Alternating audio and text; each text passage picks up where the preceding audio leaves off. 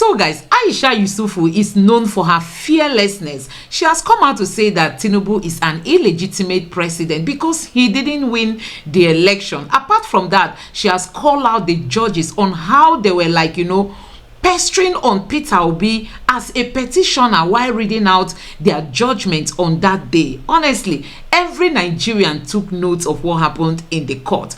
It was like the judges were prepared to fire at Peter Obi as if it's a crime to take your case to the court. We were told that the court remains the last hope for the common man, but that statement is currently having a question mark on it. Let me allow you listen to what Aisha Yesufu got to say. Honestly, she came bold and she came raw. Listen to her speak. Of the Presidential Election Petitions Tribunal, PEPT, as it is called. The judgment is interesting, and it's divided quite a few Nigerians. So help us understand, because I noticed you were there at the petition tribunal. What's your opinion, or what's your thoughts about the outcome of that presentation? 13 hours plus long, where quite a few people were dozing off and nodding off. I don't know whether they did snore, but I was wondering, what's your thought? You stayed awake throughout. Oh, yes, I did. Nobody, I don't think I heard any snoring, so that wasn't a part of the whole proceedings. But there were quite a lot of people who did dozed off. It was quite tiring, just sitting down and just listening. I was there to actually listen, and I paid rapt attention to the whole proceedings. And I'll tell you, overall, just listening to the judgment being read out, and it was disappointing, not even about the outcome, but one, in the way that it was being read, two, in the kind of mannerism, in the intonation, in the kind of words that were being read out. And I will tell you that was my first time of being at the sitting where judgment was being read out in such a manner. And I was expecting, those play of words. I've read certain judgments, like, reading the one of like those Lord Denning and all of that and what they've said about words. So that in its own way, just listening to it wasn't as interesting and one would have wanted it to be. But that's by the way. On the whole issue was the fact that the judges, in my own opinion, and I'm a witness because I was directly there on that day, is that the justices sounded more like counsels to the respondents than they did like justices. And I know a lot of people have been saying things like, oh, do you think they will charge you contempt of court and all of that? We have opinions. I must hear our opinions. When it came to issue of the judgment, when it related to the petitioners, you could almost feel the anger. The body language was like angry, the intonation, the words that were being used. Do you think we're going to go to the market and go and get evidence? Things like, oh, you think to come to court and prove that there's an election malpractice or rigging. You think it's like drinking. Is it coffee by an Englishman? They said, all sorts of the way it was being done, almost as if the court was angry that there were actually people who had come to question the election that took place. And in terms of the conversation being had, in terms of the judgment, where you saw, it's almost as if INEC did a sterling job, that there was nothing that INEC had done wrong in all the things that it did. But one other thing that I find most peculiar was when it came to the issue of constitutional interpretation, where when it came to the issue of the forfeiture, the judgment was just read. It was just cliply, as if there was nothing on it, and they just passed away. But when it came to the 25% of FCT, that's when they would tell us that, look, the Constitution is a living document. You don't just literally, put out the meaning. You don't use literal interpretation to just give an interpretation of it and all of that. And I'm wondering, when it came to the forfeiture, why was that such effort was not also put in place to say, this is not just about now, this is not just about a document, this is about the generation that we have right now and the generation that are yet to be on board, that it's actually a living document. So that kind of, it's almost like there's a difference when it came to issue that needed to be responded to. And for me, I just felt people should see that unbiased stance from the justices. Also, to also add the fact that there was live coverage of the reading out the judgment. They of course didn't want their faces to be seen. They had warned the media about that the faces shouldn't be shown, only when they were coming in. And then I wonder, why was there no live coverage when it came to the time where there was going to be the trial itself, where evidence would be brought in, so that Nigerians, people, the world will be able to see what really transpired in the court, as against just seeing the judgment that was read out that day. All right, then. Thank you so much for setting the tone of the conversation. And I appreciate the fact that you were live in court, so you were able to see things that I guess the rest of the country wasn't able to. But when we talk about the court noting procedural blunders by the petitioners' legal teams, including failure to file witness statements on oath as required, the court also highlighted paragraphs of the petitions that they deemed vague, imprecise, and generic. The court also emphasized the lack of credible evidence presented by the petitioners. Now, are we seeing how these procedural errors impacted the outcome of the case? Some are saying that the justices did a thorough job, to the extent that even some of the senior lawyers representing the opposition parties were chided for their inadequacies to look into the research to build their clients' cases. Are we looking at maybe a situation where the opposition's petition was watery from the beginning? And especially when we look at that in the backdrop of them going to the Supreme Court, they're not allowed to add any more information, any more witnesses. They're taking that same case to the Supreme Court. Would you say that maybe it was a case of the petition being watery from the beginning? Well, the thing is that for you and I now, because we're not allowed the live proceedings, I wasn't in court all throughout the trial. So I came in, I wasn't in the country, so I was able to attend the one of the judgment. So first of all, that's why they say when you're talking about justice, it must not only be done, but it must also be seen to be done. And one of the things that all of this conversation would have cleared would have been when citizens were making demands that there should be live transmission from the courts during the tribunal sittings. If that had been out, every one of us would have been able to see this watery evidence that were put in, or watery case, or whatever the name that it's called, that was put forth. But first of all, that wasn't allowed to happen. And then it is a judgment where it is justices now say this is what they have arrived at that was allowed to happen. Apart from that is also the fact that there is where they said the way and manner in which INEC had been served in terms of getting the evidence, the materials they were supposed to, counsels to the petitioners were supposed to have access to, that they didn't get it. One of the things that we also have to look at is that the court gives instruction, the court gives its orders to INEC, and then INEC doesn't fulfill it. And at the end of the day, we've seen the court just not doing anything about it and just moving it. And this is not something that is just peculiar to the issue of whether it's INEC being asked to allow petitioners' counsels to have access to certain materials. And I could say we're also where amongst the justices, when they were reading out that judgment, where they said that, I think it was Justice Haruna Samani who had read out on the fact that any credible candidate should not rely on INEC for their results and things like that. We've seen time again and again where courts in Nigeria will give order, either the executive or institutions will not obey these orders, and it's almost as if it's business as usual, and they just continue what they're doing without really looking at it at the fact that this is an affront on them. It's one thing for us to talk about technicalities and all of that, but it's another thing for us to say there were people, the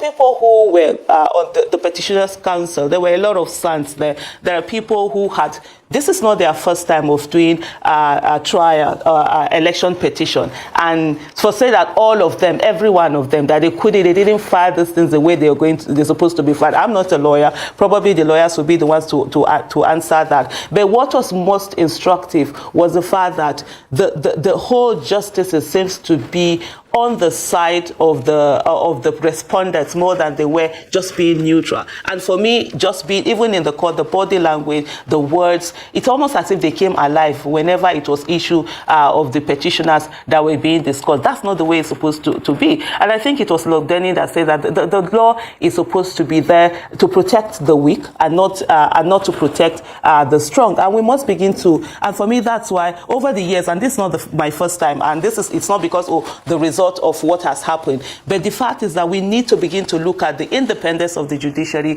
and let us know, do we have, the way we have state capture, do we have also a judicial capture, do we have, how do we, the things that from all of this that we all need to be asking ourselves is that how do judges get into office? What is the process that bring them in? Is it a transparent process? Is it a process where it's plagued with nepotism and all of that? And at the end of the day, how does it constantly affect the judgment that come out of the courts over time? And we've seen a situation in Nigeria whereby people go on judicial rulings shopping. So somebody will leave Imo State and go to Jigawa State because they want to be able to have judgment in a certain way. Someone will leave Kano State and go to Edo State because they want it in a certain way. What are the things that are leading to all of this? You find a court of appeal in one state on the same matter, we give a ruling. Another court of appeal in another place on the same matter, we give a ruling. And so that confidence that Nigerians have in the judiciary, even before the presidential election tribunal started, a lot of people were not interested. A lot of people say, oh, there's nothing that is going to come out of it. We know how this. And I remember constantly saying that, look, it's not our business to trust the judiciary. Our business is to overwhelm the judiciary with evidence. And so these are issues that we must ensure that as a nation, justice must be seen. And even in the case of INEC, it's about the processes, it's about the procedure, it's about the things that need to be done. And if these things are not done, we will continue to have a country where people will not have confidence in the government. Absolutely, absolutely. And at that point is where I really want to take it, overwhelm the judiciary with information. And let me take a back step and go back to my own younger days. 1983, the first and only time in my life that I decided I wanted to work for a political party, and that was the Nigeria Advanced Party, NAP, organized and put together by Dr. Tunji Braithwaite, because he captured just the way the obedience were captured. A lot of young people in 1983 were captured by Dr. Tunji Braithwaite because we just believed in his desire to change things. So we joined. And the reason I'm making reference to this was because I was one of those who were polling agents for Nigeria Advanced Party in 1983, and we were able to get copies of all the results and everything and put it together and went to Yaba, coordinated. I was in Ibutemeta, then coordinated and sent all the information. We didn't get a lot of votes, but Peter Obi and the Labour Party seem to have gotten a lot of votes, even by the numbers put together by INEC. You have said a number of times, and I do recall, that you're not really a Labour Party member, but you're an obedient. So help us understand, did the Labour Party fail to gather enough evidence, like you said, which you said was supposed to be overwhelming for the judiciary? Did they fail to gather enough evidence in terms of paper collected across the country to say, these are the papers? We're not even waiting for INEC to present its own on iRev or anywhere else, but we have the documentary evidence. Did it fail? So the thing about the courts is that we have three arms of government, right? Judiciary, executive, and legislative arm of government. Judiciary is very powerful, and it depends on when you bring your evidence to court. The court will say, oh, this is not admissible in the court, or it doesn't do any of that. Like I said earlier, that was the essence where we needed a live transmission, so that it's not even the justice is saying. If there were no evidence that were brought forth, every one of us would have seen that. For me, that was afar from all the proceedings, and you saw where there were people who were transcribing what was happening. They were almost acting as stenographers, transcribing and telling us what was happening in the court. And we saw the picture. We saw the boxes where they say this exhibit had been entered into court. This evidence, these are materials from these places, this polling unit. And to hear the justices say that, oh, there were no even a single polling unit where there were. How did they even even put it now, were specific polling units that were mentioned and all of that. It sounds odd. And so for us, reading it, it's listening to them and watching them would have been if we had also seen the live proceedings, live transmission had been allowed, so that people will be able to see these things and say they were not there. For this, the person that would best answer this question will be the counsel to the petitioners, for them to say, did they not bring any of these things out? So I, as a citizen who watch all of those boxes that were of evidence that were brought in, they even had video evidence that were shown to them, and then it's all for the court to come and say that, oh, there are no evidence that was put before them that they want to use, because at the end of the day, you have a situation whereby there are a bunch of people that are going to just put out the wordings there, as the court pleases, whatever it says at the court pleases. And I look forward to a time where at the court pleases will be replaced by as long as it ensures justice or something in that nature. So I would be in a position to say, for what I saw as a citizen, from what came out of the court, from the pictures and the words, the typing that a lot of people put out there, the transcription that a lot of people put out there were evidence that were put before them. Is that the evidence that the court now decide to accept, or it doesn't have to decide? They are the final at that particular place in their courtroom to do what they want to do. And if they don't accept this evidence at the end of the day, there is really nothing you can do. In one sentence then, do you think that the evidence was overwhelming in terms of the documentary, the documents, the paper that were presented, that were collated by Labour Party? Do you think it was overwhelmingly clear that the party won? Just 1 or 2 seconds. I think it was overwhelmingly clear that the party won. Indeed, yes, I believe that. And there were a lot of things that were put before them. What they decide to use, I don't have control over that. Nobody has control over that. They are the ones who have control over what they're going to admit, they are going to allow to be admissible in the court as evidence, and what is not going to be allowed to be admissible in the court as evidence. And that's where transparency comes to play. That's where when people were asking for that live transmission, there's nothing wrong in having put out that live transmission, so that every one of us would have sat here to be able to say, even before the judgment, to say, maybe they didn't put out enough evidence, or no, they had enough evidence, and all of that. And also, just to add to it again, I'm talking about transparency now, is the fact that all eyes on the judiciary became something that it became almost as if, I don't know, almost a crime. What is wrong with people saying, we want to put the judiciary on the spotlight, we want to check the judiciary? And I think this was an opportunity for the Nigerian judiciary to actually welcome the scrutiny that is coming from citizens, because for the first time, citizens now seem to be interested in the things that are happening in it, and it was really important for that. But unfortunately, you saw a situation whereby the justices, there was anger, and I think the female amongst them, I'm sorry, I don't know, I don't have her name, where she was saying that people think they can stay on social media and intimidate them. Nobody is intimidating you. What is being done is that people are saying, let's put an eye, let's scrutinize, let's see that's what being an active citizen is all about. That's what occupying your office of the citizen is all about, to put an eye on the different aspect of governance that is happening and follow it through. And at the end of the day, for me, on that day was also the fact that in that room, getting to the court, everywhere was cordoned off.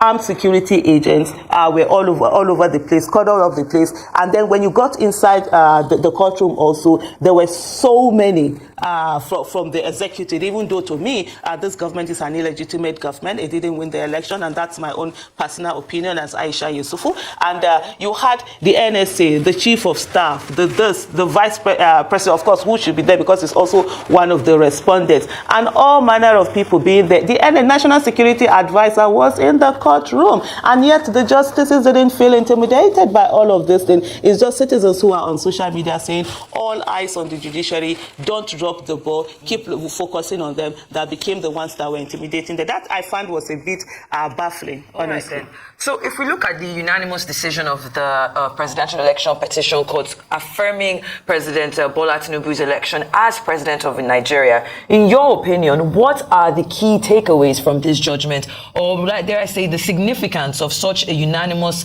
verdict in such a high-profile case in terms of its broader implications for Nigeria's legal and electoral system, seeing as most of all our electoral petitions end up in court, no matter what happens, it ends up in court. Are you concerned that this judgment will affect voter turnout in the next 4 years? And as a civil rights activist yourself, between now and the next presidential elections, what should we start to do on ground to make sure that come the next round of elections, we are prepared and even the body language signals a readiness for the electoral body and INEC as a whole? It's very concerning what has happened, and before I answer your question is to say that there's a reason before when it comes to gubernatorial election and some other election, they ended at the Court of Appeal. They didn't go to the Supreme Court, but after a while there was a reason why. Even though sometimes you have unanimous decision, there was a reason why it was not decided that it can't end there, that they will have to take them also to the Supreme Court. The most worrying aspect of all of this is the fact that we also saw an election where INEC had come out to say they had their own guideline, and they came out to say this was what they were going to do. They were going to transmit a result electronically to the IRF. Even when in November 2022, there were a group of people that had come out to say that, look, INEC was not going to do that transmission. There was something fishy that was going on, which is what later on played out. INEC will come out to vehemently deny that any of that they were going to use all of this thing. And at the end of the day, on election day, at the same day, there were 3 elections that took place, that of presidential, the senatorial, and also the House of Rep. 2 of them had no issues. They were uploaded. They had no glitches. Everything went on. But when it came to that of the presidential election, there were glitches and this didn't go in. So which sort of like pointed out more to sabotage. And then you have before the 2023 election, this whole system had been tested, I think, Edo and some other states. And even when you had the gubernatorial election, there were no issue. The issues was mainly when it came to the presidential election. Free, fair, and credible election must be seen to be free, fair, and credible election. And where you do not have free, fair, and credible election, many people would not want to vote. And that's the biggest concern that we have right now. The reason why people decided to be invested and interested are people who were in their 70s, in their 60s, who had never voted before in Nigeria.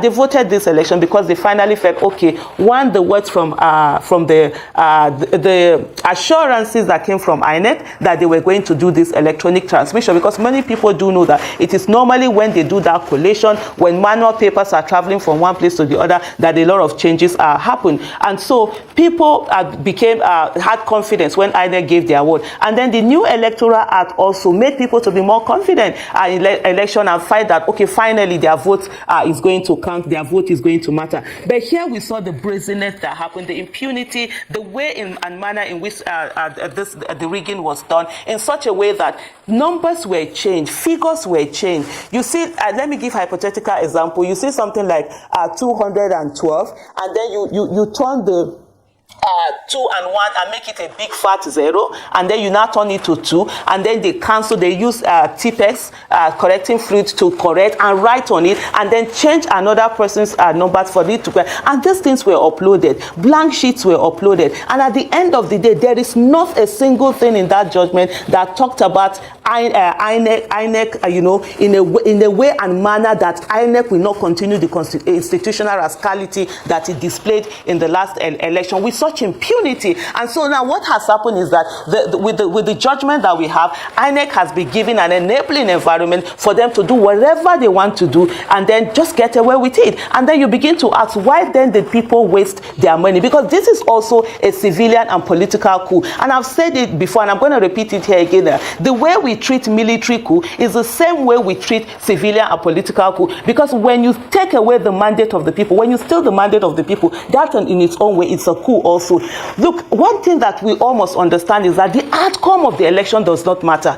If there was free, fair, credible election, if there was that transmission of results the way INEC was said they were going to do it, and the results all came out, and everybody saw it was transmitted, and the results at the end of the day is still what it is today, everybody would have moved on, because it would have meant that there were more Nigerians who wanted the then government to continue. But that isn't the case, and that is where we must be focused one. And please, please, please, Nigerians must stop this thing that we do every time to sweep things under the carpet and say, oh, it has happened, let's move on. There will be a murder somewhere. Somebody will come and tell you, but the person has died. Now, why are you following the case? And that's why these things keep repeating themselves, because we keep giving an enabling environment for all of these things to happen. Systems must work the way they're supposed to be. Processes must be followed. There must be accountability. And where anything is not done, people must be punished for not doing the right thing. Absolutely, absolutely. So, Aisha, help me understand. In terms of where we go from here, let's focus on the civil society. We know that quite a few of them did make some noise, to use the parlance of the words coming out from Gabon. People did make some noise, civil society. But immediately after the result came out from the petition tribunal, there's not a lot of noise being made. It seems there was a calm. There was actually some palpable fear that there was going to be some kind of uproar or some kind of anarchy, and there were policemen all around the place. Even some soldiers did come out. But there's nothing. It's been quiet. So what is expected of the civil society organizations going forward in terms of preparation for the next thing that we expect will take this nation to whatever level we desire it to go? Civil society organizations' role. Okay, I will talk about this. Before I talk about the civil society organization rules, I think for me, I'll commend the citizens of Nigeria. One of the things we must understand is that we need more, Nigeria needs more active citizens and less of activists. This is what we've seen with the 2023 election. We saw the role that citizens have played, just participating in the election and ensuring that, they focus, they campaign, they do all the things that we're good. And we've seen the difference that has happened. Right now, there's a need to also keep people motivated and not disillusioned about the whole election and going away. So there's a need for, I think even the civil society, civil society organization, there's a need for there to be, how do I put it now, an effort towards crossover. And what do I mean by this crossover? Moving people from activism, from that area, into politics. One of the things we must understand is that politics and activism, the end results are always the same. It's supposed to be for the greater good of the people. Though Nigerian politics is the one that is seen as if people are supposed to go in there and loot money and be there for their selfish reasons. It's supposed to be for the greater good of the people. And so where activists and that civil society are making demands, those in politics are the ones who are fixing this demand. So there's a need for that one crossover, because we have a lot of competent people who have character capacity, even though they don't have the money that is usually used in the Nigerian context when it comes to election. Let them get into politics. Being in politics doesn't necessarily mean running for office. Even when it comes to party leadership, that's also something that needs to be, because we need to talk about that. The other thing also that needs to happen is to, civil education is very important. Let people understand what role it is for them to continue to be on this whole issue, to not just get disappointed and leave, and the roles that citizens can also play. And then there's also the need for independence of judiciary, independence of media itself. We've had, there hasn't been a lot of independence. The civil societies should help to strengthen our media, to strengthen our judiciary system. The civil society also should look at, when it comes to campaign financing, is there anything that can be done? Because this situation we have whereby it is the people who have a lot of money or people who have stolen our commonwealth that have the money to be able to perpetuate themselves or their stooges in office. If we continue to do that, we will not get the best people, the most competent people that will come out and lead our nation. And we have a lot of competent people who don't have the money that they're going to waste, or not just campaigning an election, and also in going to court. Then there's also another thing, when it comes to parallel vote tabulation, there's a need to do that. This whole dependence on only INEC being the one that gives, that was supposed to give the results in real time. The civil society, citizens, even media itself should all come together and let's have a parallel vote tabulation method, where we have a particular place, just like the IRF that they have, where this results from all over the polling units as soon as they are being brought out. Because as people who go to vote, you can take the pictures of those. Let's upload it in this particular place. Yes, it might not be admissible in the court, because it's only the one that's from the polling unit agents and the ones from INEC that will be admissible in the court. But it will help people to see what these results are, and it will also force the hands of the umpire, which is INEC now in itself, to be able to say, look, there is something that is going on. These results are already there. So even if when they're thinking of beginning to change the result, probably they might have a little bit of hesitation or shame, or not just knowing that there's a spotlight on them that is being done. Beyond also the civil society, I think I'll just quickly take on the international